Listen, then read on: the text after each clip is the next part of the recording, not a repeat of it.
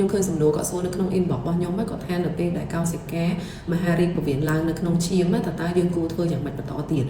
កោសិកាដែលគាត់សម្ដៅនេះខ្ញុំគិតថាប្រហែលជាគាត់ទៅឡាបូឬក៏ទៅកន្លែងគេបណ្ឌិតឈាមគាត់មើលពពួក CEA ពាក្យពេញរបស់គេហៅថា Casino Embryonic Antigen បានន័យថាគឺជាប្រភេទ protein មួយវានៅក្នុងឈាមរបស់យើងនៅពេលដែលយើងនៅជា embryo នៅក្នុងពោះម្ដាយរបស់យើងតែម្ដងហើយអាពពួកកោសិកាអស់ហ្នឹងគឺវាបង្កើតឲ្យទៅជាកាពះហើយនៅពវៀននិយាយទៅប្រព័ន្ធរំលាយអាហារមិនតែកាពះពវៀននេះគឺតាំងពីមាត់រហូតដល់អង្គូតែម្ដងអញ្ចឹងនៅពេលដែលមនុស្សយើងធំនេះគេហៅថា adult ហ្នឹងចេញពីក្នុងពោះម្ដាយហើយគឺយើងលែងមានអាពពួក antigen នឹងហើយដែលមានអាពពួក protein CA នៅក្នុងខ្លួនហើយប៉ុន្តែនៅពេលដែលអាយុណាមួយដែលយើងមើលឈាមទៅវាឃើញថាមានគឺយើងអាចគិតថាកោសិកានឹងវាកំពុងតែរីកលូតលាស់ដែលគេសង្ស័យថាជារឿងជំងឺមហារីកហើយមហារីកដែលគេសង្ស័យជាងគេនឹងគឺមហារីកកាពះពវៀនឬក៏យើងអាចនិយាយបានថាជាមហារីកប្រព័ន្ធរំលាយអាហារអញ្ចឹងក្នុងករណីនេះបងប្អូនទាំងអស់គ្នាអាចប្រើប្រាស់ CEA ដើម្បី screening ឬក៏ដើម្បីមើលជាតម្រុយដំបូងមួយតើយើងមាន protein ដែលបង្ហាញថាមានមហារីកឬក៏អត់ប៉ុន្តែលទ្ធផល CEA ឡើងឬក៏លទ្ធផល CEA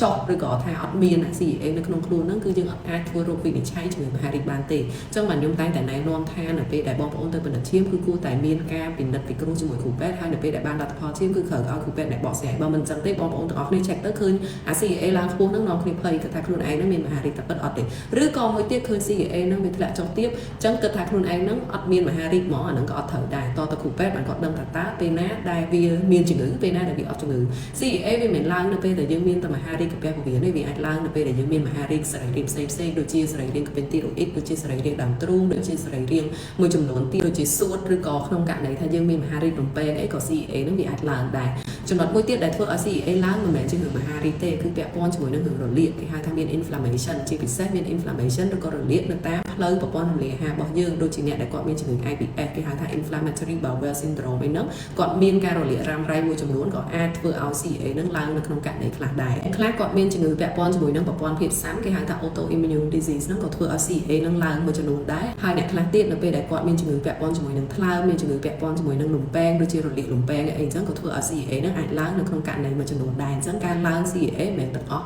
គ្រាន់តែឃើញហ្នឹងគឺសុទ្ធតែរឿងកោសិកាមហារីកទេអីដែលខ្ញុំនៅតែណែនាំគឺបងប្អូនត្រូវជួបជាមួយនឹងវិជ្ជាបណ្ឌិតជំនាញដើម្បីបកស្រាយលទ្ធផលហើយបូករួមជាមួយនឹងលទ្ធផលផ្សេងៗបូករួមជាមួយនឹងគេហៅថា clinical sign សញ្ញា